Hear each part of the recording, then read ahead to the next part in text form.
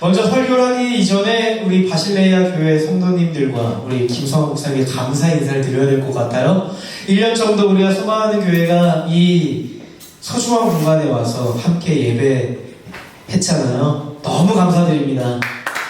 여러분이 예배했던 이 공간에 저희도 함께 기뻐했고 눈물 흘렸고 여기 안에서 저희도 아까 설교하셨던 것처럼 온전함을 이루었습니다. 너무 감사드리고요.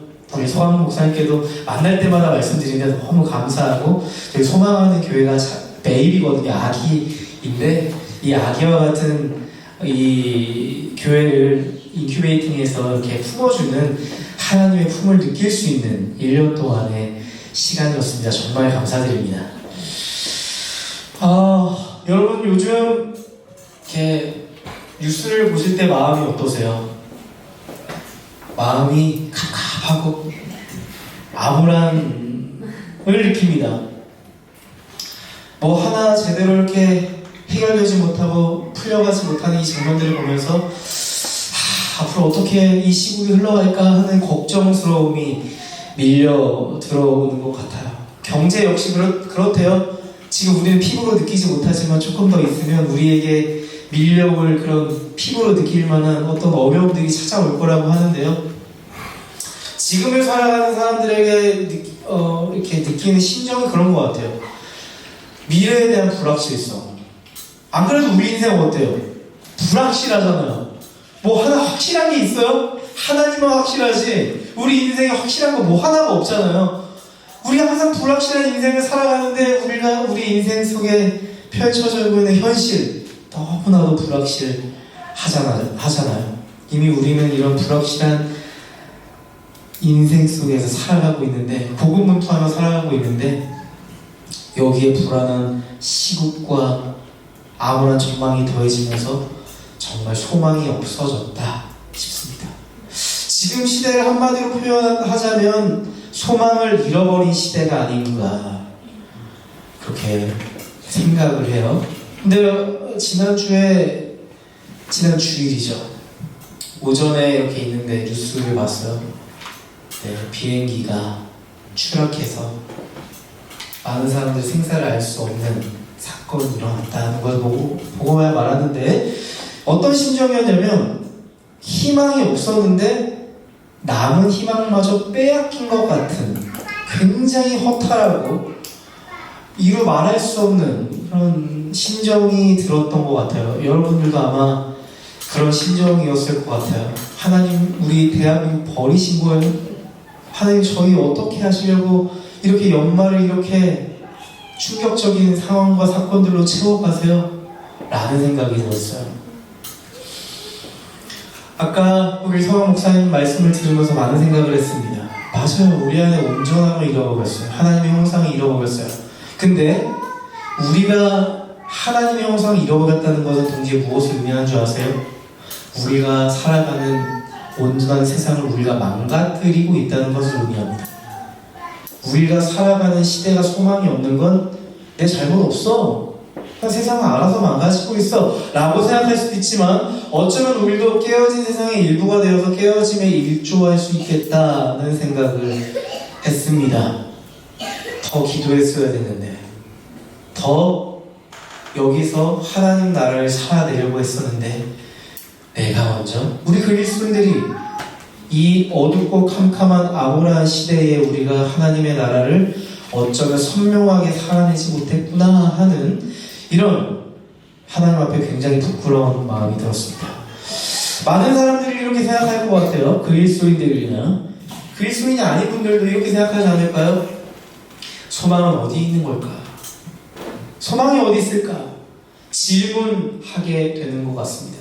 여러분, 소망을 잃어버린 시대를 좀 뒤집어서 보면 어떻게 바꿀 수 있을까요? 언어를 하나님의 소망이 필요한 때다. 맞습니까? 네. 하나님의 소망이 절실히 요구되고 필요하는 때고요. 하나님의 소망을 전달할 수 있는 메신저가 필요합니다. 한 사람, 히어로가 필요한 게 아니고요. 가장 보통의 사람들, 가장 평범한 사람들, 우리 엄마, 아빠, 아들, 딸, 우리 모두가 필요합니다. 오늘은요, 우리 온전한 사람을 이루라라는 하나님의 말씀의 2탄에 이겁니다. 온전한 사람이 된다면 우리는 소망을 전달하는 사람들이 되어야 될 거예요. 그래서 소망을 전달하는 이들에게라는 제목으로 주님의 말씀을 좀 더 선명하게 전하고 싶어요. 여러분, 우리의 롤모델이 아까 누구라고 했죠? 예수님입니다. 여러분, 예수님이 살아가던 시대 한번 살펴볼까요? 사실 예수님이 살아가던 그 시대도 소망을 잃어버린 시대였다는 거 알고 계세요? 그 당시 유대 사회는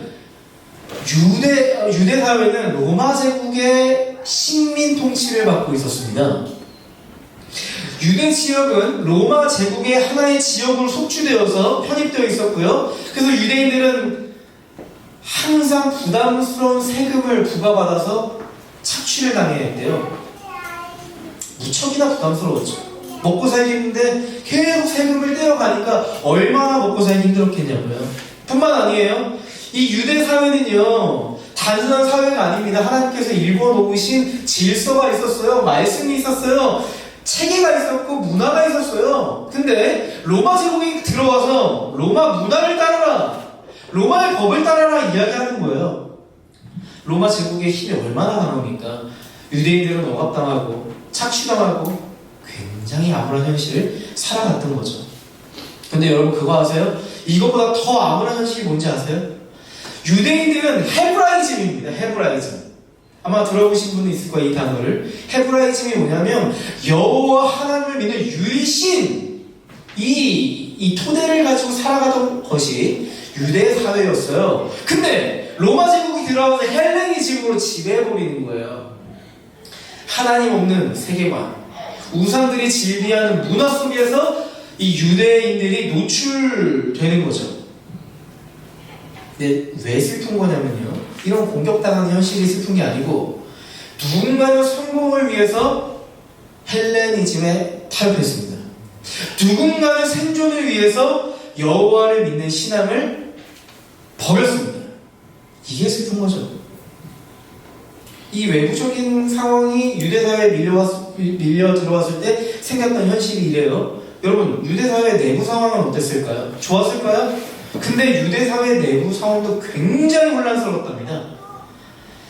그 당시에 열심당이라고 하는, 셀롯이라고 하는 집단이 있었는데 이 사람은 어떤 사람들이냐면은 로마 제국과 저항해야 된다, 싸워야 된다, 우리가 힘을 길러서 저들과 싸워서 우리 유대 사회를 지켜내야 된다, 굉장히 강성 집단이었습니다. 근데 셀롯만 있었던 건 아니고 열심당만 있었던 건 아니고요. 여러분 잘 아시는 바리새인들이 있었습니다. 여러분, 바리새인들은 사실 굉장히 뭐라고 해야 될까요? 굉장히 레디컬하고 급진적이고 하나님 나라를 일궈가고자 하는 열망이 있었던 사람들이에요. 이 바리새인들의 1세대 슬로건이 뭐냐면 말씀으로 돌아가자, 율법으로 돌아가자, 본질로 돌아가자, 이걸 외쳤는데 세대를 거듭할수록 어떻게 됐겠어요? 기본 정신, 율법으로 돌아가자고 하는 이런 본질을 추구했던 이 정신들이 점점 쇠퇴했습니다. 그러니까 나중에는 율법만 지키려고 하고 이것들이 삶이랑 동떨어져 있는 거예요. 로마 제국, 지금 시대적 현실을 외면해요. 종교 생활은 열심히 하는데 시대적 현실은 외면하고 있는 상태가 바리새인 집단이었어요. 또 하나의 집단이 있어요. 종교 집단이 사두개인들입니다. 이들은요, 로마 제국에 적극적으로 붙어가지고 기득권을 유지하는 거죠. 네, 그런 집단이었어요. 근데요, 이 바리새인과 사두개인 이 두 집단 사이에 계속 싸움이 붙는 거예요. 우리나라 따지면 여와 야처럼 계속 싸움이 붙는 거죠. 그러니까 유대 사회는 계속 긴장 상태죠. 수많은 사람들이 뭐 정치인은 아니고 종교 지도자는 아닐 거 아니에요. 수많은 백성들은 그 안에서 뭐가 진짜 정의인지 잘 모르겠어요. 뭐가 진짜 하나님을 위한 건지 하나님 나라를 위한 건지 잘 모르겠단 말이죠. 정의를 수없이 수많은 사람들이 선지자랍시고 정의를 외쳐봤는데 진짜 정의를 찾을 수 없는 때가 유대 사회였다. 소망의 실마리를 전혀 찾아볼 수 없는 시대적 현실이었어요. 너무나도 암울하죠? 여러분, 소망 없는 시대를 살아가는 유대인들의 신앙이 어땠을 것 같으세요? 하나님이 주시는 소망을 간절히 원해요. 여러분 잘 아시는 것처럼 그들은 메시아를 기다렸어요. 메시아를 대망했어요. 하지만 그들이 살아가는 현실은, 절망적인 현실 앞에서 그들은 속수무책으로 무너지고 있었고요. 소망을 잃어버리고 말았죠. 미래에 대한 불확실성이 계속 커져가는데 그들의 삶은 너무나도 불안한 거죠. 지금 유대 땅 어때요? 답이 없죠? 소망이 필요하죠? 근데 왜 예수님이 어느 날 갑자기 무슨 말씀하신 줄 아세요? 사마리아로 가시는 거예요. 복음서를 보면은 예수님 가만히 보잖아요. 예수님이 이렇게 가는 사람들의 특징이 있어요. 소망 없는 사람들 중에서 가장 소망 없는 사람들, 그러니까 노닥인 사람들, 사각지대에 완전 무성에 있는 사람들, 뭐 죄인들, 세리들, 더럽다고 여기는 창녀들, 뭐 이런 사람들 있잖아요. 사각지대에서 가장 엣지 있는 사람들, 가장 소망을 잃어버린 사람들을 찾아가시죠. 여러분 요한복음의 그 시작에 예수님 첫 번째 사역이 뭐예요? 그렇죠. 혼인잔치잖아요. 혼인잔치. 여기 결혼하신 분도 있고 결혼하시지 않은 분도 있는데 제가 어느 날 결혼식 갔거든요. 하객이 너무 많이 와서 음식이 떨어지는 거예요. 그래서 제 친구 목사 결혼식이었는데요. 사진 찍고 내려가니까 음식이 없어요. 난리가 난 거죠. 불만 폭주. 네, 신부님 막 쓰러지고 막 그랬어요. 다리 떨어져가지고 힘이 풀어지고 굉장히 다사다난했던 결혼식이었는데 옆에 감자탕집 빌려놨다가 거기 가서 식사하다가 굉장히 미안하잖아요. 결혼하신 분들 다 아실 거예요. 이런 상황이 얼마나 민망하고 부끄럽고 그런 상황인지 아실 거예요. 예수님께서는 인생의 2장을 여는 그 부부들이 이제 혼인잔치를 시작했는데 포도주가 떨어져가지고 이제는 유대사회 안에서 굉장히 부끄러워질 수 있는 현실 앞에서 예수님은 어떤 일을 보이세요? 소망을 주세요. 근데 예수님은 진짜 재밌는 분인 게 표면적인 것을 해결해 주는 것 같지만 실제로 그분이 해결하고자 하시는 건 뭐예요? 오늘 설교처럼 온전함이에요. 온전함을 통해서 하나님의 살아계심과 그리스도의 그리스도 되심을 드러내고 싶어 하시잖아요. 포도주가 없어 소망을 잃어버린 이들에게 포도주를 채워주실 뿐만 아니라 예수의 피가 담긴 그 포도주를 회복시켜 주심으로 인해서 소망을 주신 거죠. 예수님은 가장 절망적인 사람들만 골라 만나면서 하나님의 소망을 주십니다. 근데 저는요, 그 개 중에서 가장 인상적인 씬, 그 장면이 사마리아로 가시는 장면이에요. 예수님은 굳이 사마리아로 가시겠대요. 여러분 잘 아시잖아요. 유대인들은 사마리아 가요, 안 가요? 안 갑니다. 사마리아 사람들 만나요? 절대 안 만납니다. 말 안 섞어요? 밥도 안 먹어요? 네, 함께 하려고 하지 않아요. 여러분 잘 아시는 것처럼 북이스라엘이 아수르에 의해서 멸망했는데 아수르 제국이 했던 정책이 뭐냐면 북이스라엘 사람들 아수르로 와, 아수르에 있는 사람들 북이스라엘로 가, 그 주변에 있는 잡족들 다 북이스라엘에서 살아. 이게 몇백 년 흘렀어요. 그 땅은 어떻게 됐겠어요? 하나님 없어요. 다 섞였어요. 순수 혈통이 아니에요. 여러분 잘 아시잖아요. 유대인들의 혈통 굉장히 중요한데 이미 피가 다 섞여버렸어요. 그러니까 유대인들 입장에서 이 사마리아 땅은 부정한 땅이고요. 버려진 땅입니다. 유대인들이 봤을 때 저기는 소망이 없는 땅이 아니라 절망에 놓여서 우리가 가면 부정해지고 우리로 절망스러워지는 땅이에요. 그래서 안 가는 거죠. 종교적인 차이도 너무 생겼고요. 문화적인 차이, 또한 정서적인 거리는 너무 멀어서 가까이 갈 수가 없어요. 근데 이상해요. 예수님이 갑자기 제자들에게 사마리아를 가야겠대요. 제자들 반응이 어떠셨을 것 같아요? 제가 상상해봤거든요.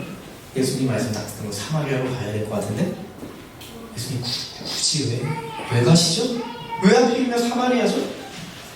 예수님 지금 유대 땅에도 지금 고객님들이 넘쳐나고 있어요. 소망이 없어서 지금 예수님 찾는 사람들 숨만 먹고 기다리고 있는데 왜 사마리아로 가세요? 바빠 죽겠는데. 하나님 나라를 이루고자 하는 사람들 얼마나 많은데 군중들이 많잖아요. 예수님 뭐하러 사마리아로 가시냐 이 말이에요. 근데 예수님 말이 참 재밌어요. 제자들이 반대할 걸 아셨던 것 같아요. 성경 보니까 갈릴리로 가려면 사마리아로 가야 돼. 마치 어쩔 수 없이 사마리아를 가야 되는 것처럼 뉘앙스를 풍기세요. 갈릴리로 가려면 사마리아를 지나갈 수밖에 없네. 이렇게 말씀하시는데 제자들은 더 웃겨요. 제자들이 이 상황에서 뭐라고 하냐면 예수님 저희는 먹을 거 사러 좀 들어가 볼게요. 예수님 혼자 다녀보세요. 그래서 그 요한복음 4장 보면요 예수님 혼자 사마리아 가신 거예요. 진짜 의리도 없고 진짜 너무하지 않아요? 제자들이요 항상 빼놓지 않고 예수님과 함께 다녔는데 뭔가 꺼림칙한 거예요. 너무나도 무관심했고 정서적으로 거리가 멀었기 때문에 굳이 갈 필요를 못 느낀 거죠. 사마리아에서 무슨 일이 일어나든 관심이 전혀 없어요. 제자들은. 우리는 여기서 뭘 느낄 수 있어요? 그 사마리아 땅은 예수님 말고는 아무도 관심이 없습니다. 예수님 아니면 그 땅에 갈 사람이 없어요. 그들의 마인드에서는 메시아조차 사마리아는 버린 땅입니다. 여러분 우리는 알잖아요. 예수님 왜 사마리아에 가셨는지 아시잖아요. 왜 가셨어요? 왜요? 외골수라서? 아니잖아요. 고집빛에서? 아니잖아요. 사마리아에 내가 숨겨둔 여자가 있어서? 아니잖아요. 한 사람 만나기 위해서 가신 거잖아요. 사마리아에 있는 한 여자 때문에 갔습니다. 그 여자는요, 그 누구도 만나려고 하지 않았고, 그 여자의 삶에 대해서 관심 자체가 없고, 그 누구도 그 여자의 삶에 대해서 들어주지 않는 인생이었어요. 아마도 그 여인은 이렇게까지 생각하지 않았을까요? 하나님도 날 버리신 것 같아. 내 삶은 누구도 구원하지 못할 거야. 인생이 뭐 그런 거지 뭐. 내 현생은 망했어. 이 여자는요 인생의 깊은 절망에 허덕허덕 거리며 살아가는 사람입니다. 그렇게 인생의 소망을 찾지 못하면서 아까 우리 목사님 설교하셨던 것처럼 인생이 온전해지고 싶잖아요. 내 인생 좀 괜찮아지고 싶잖아요. 이 여자는 어떻게 생각했냐면 내가 이 남자 만나면 내 인생 좀 온전해지겠지, 내 인생 좀 괜찮아지겠지 생각했던 겁니다. 그렇게 한 남자 만났다가 아니니까 갈아치우고 또 한 남자 만났다가 갈아치우고 하다 보니까 5명이 돼버린 거예요. 이 여자 인생에 큰 깨달음이 왔을 겁니다. 내가 남자를 통해서 소망을 채워보려고 했는데 내 삶의 온전함을 이루고자 했는데 남자는 아니네. 근데 이미 사회적 현실은 어때요? 나는 음란하고 더럽고 추악한 여자가 돼버린 거예요. 지금은 날마다 사람들의 눈을 피해서 뜨거운 그 광야에 정오 12시에 물을 기르러 갑니다. 여러분 이 여자야말로 진짜 소망이 필요한 사람 아닌가요? 저는 깨달았어요. 예수님이 괜히 사마리아로 가시려고 하는 것이 아니었구나. 유대 땅도 할 일이 많은데 유대 땅부터 시작하면 될 일인데 예수님이 왜 굳이 오지랖 넓혀가지고 사마리아까지 가셨나 싶었는데 저는 왜 예수님께서 사마리아에 가시려고 했는지 선명하게 알겠더라고요. 순전히 소망이 없는 그 여자를 만나기 위해서죠. 예수님 아니면 소망 근처에도 가보지 못할 그 여자를 위해서 소망을 전달하기 위해서 예수님 가신 거예요. 딱 한 가지 목적입니다. 예수님 메시지 한번 보실까요? 제가 가지고 왔어요. 여긴 없습니다. 예수께서 말씀하셨다. 이 물을 마시는 사람은 다시 목마를 것이다. 그러나 내가 주는 물을 마시는 사람은 영원히 목마르지 아니할 것이다. 내가 주는 물은 그 사람 속에서 영생에 이르게 하는 샘물이 될 것이다. 여러분 우리는 우리의 매일의 삶 속에서 뭔가 더듬더듬 찾아요. 여러분 뭘 찾고 계세요? 내 인생에 소망이 될 만한 걸 찾죠. 그렇지 않으세요? 그것으로 내 인생의 결핍을 채우려고요. 내 인생에 부족했던 것들, 온전함을 채우고 싶어요. 그게 우리의 인생의 모습, 경향성, 내면 심리죠.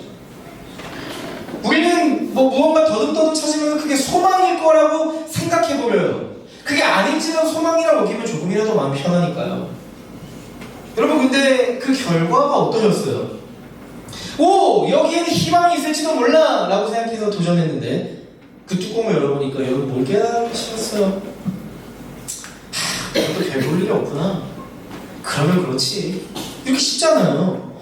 많은 사람들이 소망에 목말라 있고 메말라 있습니다.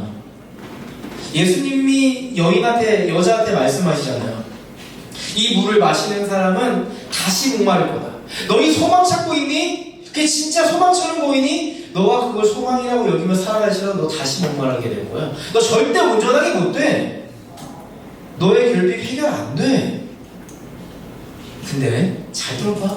내가 주는 소망은 너가 이전에 찾았던 소망과 전혀 다른 본질을 가지고 있거든. 내가 너에게 주는 소망은 너를 목마르지 않게 할 거야. 내가 주는 소망은 영원하거든. 영원하거든. 여러분, 예수님이 그녀를 찾아가신 이유는요, 먼저 그 여인의 삶을 물어봐 주시고 경청해 주시기 위함이었어요. 또한 예수님은 그 여인의 기도를 들으며 함께 아파하시기 위함이었어요. 근데 여기서 끝이 아닙니다. 이게 끝이 아니잖아요. 예수님은 딱 한 가지 목적이에요. 단순히 만남이 목적이 아니에요. 회복이 목적이고요, 온전함이 목적입니다. 아멘. 그 여인의 온전함을 위해서 가신 겁니다. 아멘. 여러분, 우리의 삶을 근본적으로 해결시킬 수 있는 건 뭐예요? 예수 그리스도 안에서 온전히 이루신 그 소망이 우리의 근본적인 솔루션 아니고 소망 아니겠어요? 아멘. 여러분, 우리의 온전함의 모델 예수 그리스도죠. 네.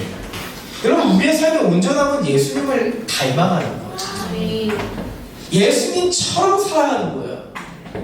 우리의 삶이 like Jesus, 작은 예수가 되는 거예요. Little Jesus. 어떻게 감히 저희가 예수가 됩니까? 아니요. 우리 예수님께서 우리가 작은 예수가 되길 원하세요. 우리의 예수님이 우리 형님 되길 원하시고, 우리 예수님 우리 오빠 되길 원하십니다. 가족이라고 하셨잖아요. 베드로는 그 비밀을 알고 있었습니다. 오늘 말씀이죠. 베드로전서 3장 15절. 너희 마음에 그리스도를 주로 삼아 거룩하게 하고 너희 속에 있는 소망에 관한 이유를 묻는 자에게는 대답할 것을 항상 준비하되 온유와 두려움으로 하고. 베드로가 고백하잖아요. 너희 마음에 뭘 주로 삼으래요? 네, 예수 그리스도를 주로 삼아라. 뭘 모델로 삼아라. 너희 중심으로 삼아라. 주로 삼아라. 그럼 우리의 삶이 어떻게 된대요? 거룩하게. 예수님처럼 된대요. 예수님과 같은 성품, 예수님과 같은 행동 양식, 예수님과 같은 관계 맺는 방식, 예수님과 같은 소망의 체질로 바뀐다는 거예요. 여러분, 저 오늘 설교 듣는데 딱 키워드가 떠올랐어요. 이 문장이. 여러분, 이런 말 아세요? No change, no future. 변화가 없으면 미래도 없어요. 여러분, 우리 안에 온전함이 없으면 no kingdom, 하나님 나라 없습니다. 여러분, 우리의 존재의 본질이 그리스도의 형상을 닮은 온전함을 이루지 못하잖아요. 결코 아무 일도 일어나지 않습니다. 결코. 하나님 우리의 존재를 통해서 하나님 나라를 이루어가시는 분이거든요. 하나님은 예수 그리스도의 그 존재를 통해서 하나님 나라를 이루셨잖아요. 우리가 예수님처럼 살아간다는 것은 결국 우리의 존재의 본질을 온전하게 바꾸어서 하나님 나라를 이루어간다는 의미 아니겠어요? 근데 수많은 사람들 어떻게 살아요? 교회는 열심히 다니는데 우리 존재를 바꾸려 하지 않아요. 왜냐하면 우리의 존재가 바뀌어서 잘 안 보여요. 그러니까 우리가 선택하는 건 뭐냐면 교회 안에서 열심히 사역하는 거예요. 그럼 사람들이 인정해주고 잘하고 있고 너 변하고 있다고 이야기해 주니까요. 근데 하나님은 그렇게 얘기하지 않으실걸요? 하나님 우리의 내면 모든 걸 투명하게 보고 계세요. 그렇기 때문에 우리의 존재가 점점 그리스도를 닮아가니 주님 기뻐하시고 내가 널 사용하겠다 말씀하실 겁니다. 우리가 예수님의 닮은 우리의 존재의 방식이 바뀐다는 건 뭘 의미해요? 삶의 방식이 변하는 거고요. 사람을 보는 관점이 바뀌는 거고요.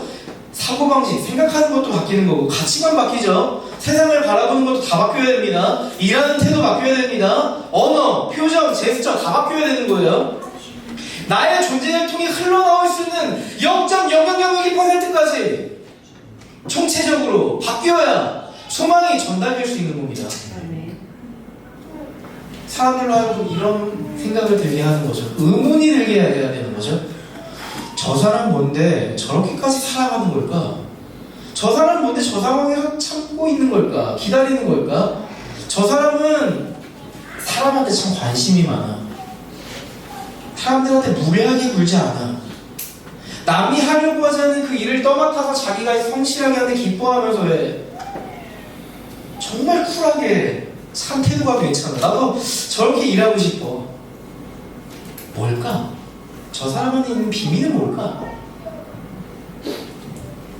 친해지고 싶다. 혹시 그런 경험 있으세요? 누군가와 친해지고 싶고 좀 가까워지고 싶고 그 사람을 통해 내가 뭔가 답을 찾을 수 있을 것 같다는 생각 혹시 해본 적 있으세요? 여러분, 소망은 바로 이렇게 전달되는 겁니다. 우리가 소유하고 있는 복음은요, 이 복음의 소망은 결코 가볍거나 값싼 것이 아닙니다. 굉장히 매력적이에요. 굉장히 유니크해요. 굉장히 소중하고 힘이 불과합니다. 오픈런을 할 만큼 대체 불가한 매력이 있는 복음이죠. 소망이죠. 여러분, 우리의 존재가 온전함을 이루며 살아갈 때, 그렇게 우리가 소망을 우리의 존재를 통해서 전달할 때, 그때 엄청난 폭발력을 갖기 시작할 겁니다. 복음을 통해 온전해진 존재의 매력을 보며 여러분의 인생에 질문하는 사람들이 늘어났으면 좋겠어요. 하나님은 그 순간을 기다리고 계세요. 여러분, 우리 복음 전할 때 굉장히 마음이 어때요? 뭔가 우리가 가지고 있는 굉장히 소중한 복음인데 뭔가 주머니에서 꺼낼 수가 없어. 뭔가 부끄럽고 안 받아줄 거를 믿어요. 우리는 안 될 거라고 확신하면서 전하려고 해요. 소망이 우리가 가지고 있는 복음이 진짜 그런 거예요, 여러분? 아니잖아요. 그 소망 자체의 문제가 아니고 우리의 존재가, 우리의 존재의 본질이 지금 우리를 이루는 거죠. 내가 행동을 똑바로 그때는 못했는데 내가 전하면 믿을까? 귀등으로 안 들을 것 같은데 막 이런 생각이 계속 내 생각이 드는 거죠. 소망에 관한 이유를 묻는 순간이 올 겁니다. 오늘 말씀 보시면요, 대답할 것을요 항상 준비하래요. 그냥 오늘 내일 전도 나가니까 준비하고 내일 새생명 축제하니까 준비하고 이거 아니고 always 항상 준비하래요. 항상 여기 안에 두고 살라는 거죠. 근데 꿀팁을 하나 주는데 온유함과 두려움으로 하래요. 여러분, 우리의 삶을 한번 잘 들여보세요. 성찰해보세요. 우리들의 삶의 이야기를 하나하나 뜯어보세요. 이 퍼즐들을. 분명히 소망이 주어지기 전에 그 공간에 뭐가 있었겠어요? 여러분, 반드시 절망이 있었을 겁니다. 여러분의 삶의 이야기 분명히 거기에 절망이 놓여져 있을 거예요. 누군가는 아빠 엄마랑 관계, 깨어진 가정일 수도 있고, 경제적인 어려움일 수도 있고, 뭐 학업에 대한 실패, 내 미래에 대한, 내 현재에 대한, 미래에 대한 어떤 암담함, 이런 걸 수 있어요. 근데 하나님은 우리에게 소망을 줄 때 우리 안에 절망을 대체해서 하나님의 소망으로 집어 넣으세요. 아까 찬양 불렀던 것처럼 예수의 소망을 집어 넣으시는 거죠. 그렇게 우리의 소망의 흔적들이 우리의 삶에 분명히 있습니다. 초신자들도 있어요. 다 있어요. 자가도 있을 겁니다. 한번 찾아보세요, 여러분. 누군가의 이야기가 아니고 단지 교리적 현실이 아니고 우리의 삶에 놓여있는 하나님의 이야기가 있다. 절망에 놓인 우리의 인생에 예수님 찾아오셔서 우리의 삶을 바꿨던 이야기 있습니다. 분명히 그걸 꺼내놓으셔야 되는 순간이 찾아올 겁니다. 그 소망의 이야기를 전달할 때 결코 무리할 수 없을 거예요. 왜냐하면 내가 전하는 이야기가 핵심이 아니에요. 예수님 그 사마리아 여인에게 갔을 때 뭐가 핵심이었어요? 온전함, 회복이었다고 했잖아요. 그 영혼을 회복시킬 수만 있다면 내가 나를 주장하지 않고 겸손함으로, 겸허함으로, 내 존재의 방식으로, 예수님 닮은 존재의 방식으로 복음을 전달해 보는 거예요. 그 사람의 절망적인 인생에 하나님의 소망이 와닿을 수 있도록 우리는 온유함과 두려움으로 복음을 전해보는 거죠. 그렇다고 하면 예수님처럼 될 거예요. 첫 번째, 말하기 전에 들을 복을 경청할 겁니다. 그리고 그 사람이 느낀 아픔에 대해서 나도 아파도 눈물이 날 거예요. 기도가 될 거예요. 그리고 예수님처럼 겸손하게, 겸허하게 들리도록 되는 거예요. 여러분이 혹시 누군가 여러분에게 찾아오든지 아니면 만나달라고 한 사람이 있다면 반드시 그때는 소망을 전달할 때라고 감지하셔야 될 겁니다. 그때요, 여러분 이렇게 생각하시면 좋을 것 같아요. 예수님이 사마리아 여인을 찾아갔었을 그때를 떠올리세요. 제가요, 제가 상담 공부를 했었는데, 첫 인턴으로 이렇게 상담을 이제 상담사로 이제 일을 시작했는데, 첫 번째 배정을 받은 게 상담센터로 오는 내담자가 아니라 제가 가야 되는 거예요. 그룹홈이라고 혹시 들어보셨어요? 그룹홈이라는 게 있어요. 그러니까 거기는 아빠, 엄마가 없는 친구들이 이렇게 모여 함께 가족처럼 사는 데였는데, 근데 아빠, 엄마가 있는데 아빠, 엄마가 없어요. 아빠, 엄마가 살아계신데 버렸어요. 굉장히 힘든. 암담한 사마리아 여인보다 더 사마리아 여인 같은 아이들, 좀 큰 청소년들도 있어요. 거기를 배정받은 거예요. 근데 저희 집에서 거기까지 가는데 1시간 반 내지 막히면 2시간 반이 걸리는 거예요. 한 시간, 아니 50분 하려고. 근데 어느 날은 너무 차가 막혀서 지각할 것 같으니까 마음이 막 부하가 치밀어 오르고, 내가 이렇게까지 해야 되나? 막 이런 생각이 드는데, 순간 제 삶에 어떤 게 스쳐갔냐면, 머릿속에 어떤 게 스쳐갔냐면, 유나, 나도 사마리아로 갔어. 너에게 그곳은 사마리아야. 가야 해. 가. 그런 마음이 제 안에 들어트니까 정신이 번쩍 들더라고요. 여러분, 우리가 인생을 살아갈 때 이런 생각이 들 때가 있어요. 굳이 왜? 내가 왜? 내가 왜 도와야 돼? 내가 그럴 책임감이 없어. 이런 생각이 들 때가 있죠. 굳이 관계를 맺고 싶지 않고 도와주고 싶지 않은 사람들이 있어요. 그 사람 도와주다가 내 인생이 거덜날 것 같은 어려운 사람들이 있단 말이죠. 다 있습니다. 왜 없겠어요?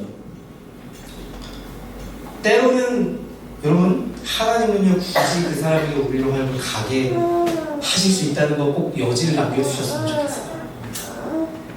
사실 그래서 예수님이 우리를 만나주신 거잖아요. 사실 외인이었던, 이방이었던 내 삶을 하나님이 인사이드, 하나님 나라의 센터로 불러와 주신 거잖아요. 여러분, 그렇게 해서 다 오신 거 아니에요? 처음부터 센터에 계셨어요?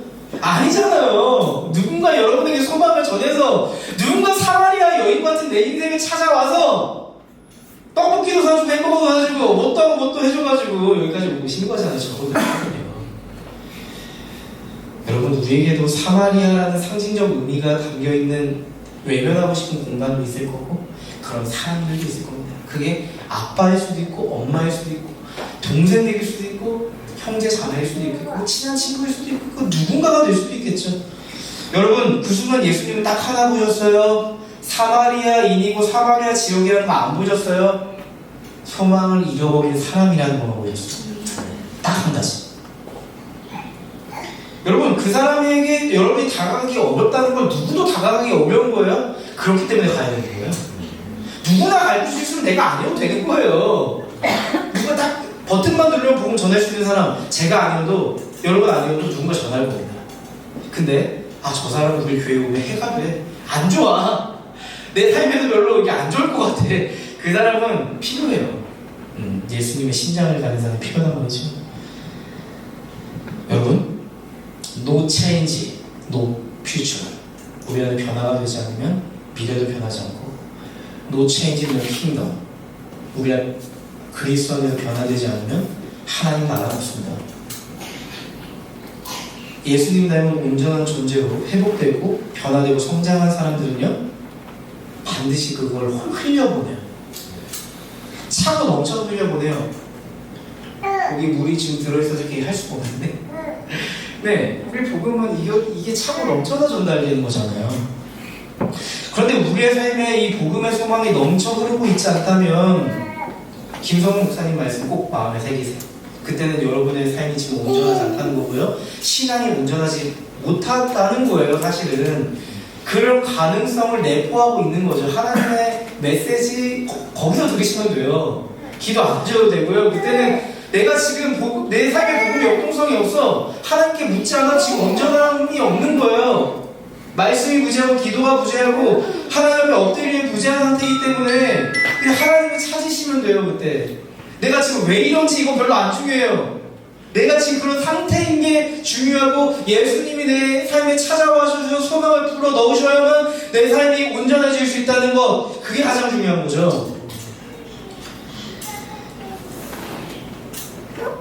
근데 여러분, 제가 얘기를 잘 들어보면 내가 100% 온전하지 않는데 막 이런 생각 들잖아요. 저도 그래요. 100% 온전함 누가 있겠어요? 근데 여러분, 소망이 있는 건 하나님은 100% 온전하게 된 사람을 통해서만 일하시지 않아요. 하나님은 믿음의 주요 온전케 하신 예수께 인생을 확정한 사람들을 사용하세요. 지금 누군가는 초신자는 1%의 방향을 정하고 있을 수 있어요. 사용하세요. 1%만큼 사용하시는 거예요. 누군가는 99%에서 굉장히 성숙한 태도로 살아가고 있어요. 하나님의 그 99%의 역량, 성숙, 성장을 통해서 하나님의 일을 이루어가시고, 우리가 회복된 만큼 회복의 일을 이루어가실 거예요. 여러분, 복음의 소망을 우리가 전달할 수 있지만 그 소망을 소망되게 하시는 건 누굴까요? 우릴까요? 하나님이십니다. 하나님은 내가 변화된 만큼 그 소망을 흘려 일하실 거고요. 내가 성장한 만큼 하나님의 소망을 흘려 보내주실 것입니다. 여러분, 이 말씀 아시죠? 마태복음 6장 33절, 너희는 먼저 하나님의 나라와 하나님의 의를 구하여라. 그리하면 이 모든 것을 너희에게 더하여 주실 것이다. 여러분, 우리가 소망을 흘려보내면 하나님 반드시 일하십니다. 하나님께서 그 곳 가운데 우리가 전혀 예상치 못했던 하나님의 일들, 성령의 역사를, 예수님의 숨결을 불어 넣으셔서 하나님의 루아흐, 하나님의 호흡이 그 안에 생겨나게 하실 거예요. 여러분, 우리가 2025년에 하나님 되심을 기억했으면 좋겠어요. 소망이 소망되게 하시는 분 누구십니까? 우리의 온전함을 온전하게 하시는 분 누구십니까? 하나님 한 분이라는 거 기억했으면 좋겠어요. 우리 선배님들, 우리 바실레이아 교회 선배님들 이렇게 보면서 저희도 이제 따라갔어요. 개척교회가 뭔지. 저도 이제 부목사는 그래도 했었지만은 개척교회 처음 했거든요. 몰랐어요. 개척교회가 뭔지 모르고 이렇게 뛰어들고 덤벼들었는데 알았습니다. 한 사람의 소중함, 그리고 성교적 삶이 너무나도 중요하고요. 우리 필드는 밖에 있구나. 이거 너무 많이 느꼈어요. 그냥 찾아오질 않아요. 제가 1년 동안 진짜 많이 만났거든요. 우리 소중한 소망하는 교회 우리 친구들도 많이 만났지만 교회 밖에 있는 사람들도 만났어요. 여러분, 개척교회는요, 만나야 돼요. 소망을 전해야 돼요. 아니, 개척교회라는 거는 원래 전해야 되는데 제가요, 예전에 엄청 막 구간 교회 있었거든요. 한 주에 막 10명 오고 계속 이러니까 제 마음이 어떤 마음이 드는 줄 아세요? 너무 피곤해요. 전도하고 싶지가 않았어요. 하나 담임 목사인데 약간 비밀이긴 한데 가급적 전도를 그만하라 이런 얘기를 했어요. 왜냐면 아니 그때 상관교회였어요. 그래서 너무 공간이 비좁고 사고가 막 일어나고 계속 임대를 계속 해야 되니까 여기선 교회에서 성도들을 수용을 못하는 거예요. 진짜 농담 아니고. 그러니까 목사님이 지금은 우리가 전도를 해와도 우리 교회가 감당이 안 돼. 지금 물리적인 이 공간이 안 돼. 뭐 이랬어요. 청년도 계속 청년들이 막 밀려오니까 계속 뭘 만들어야 돼. 계속. 네. 그때는 그런 생각 못했어요. 개척교회하고 한 사람의 소중함을 해야 진짜로요.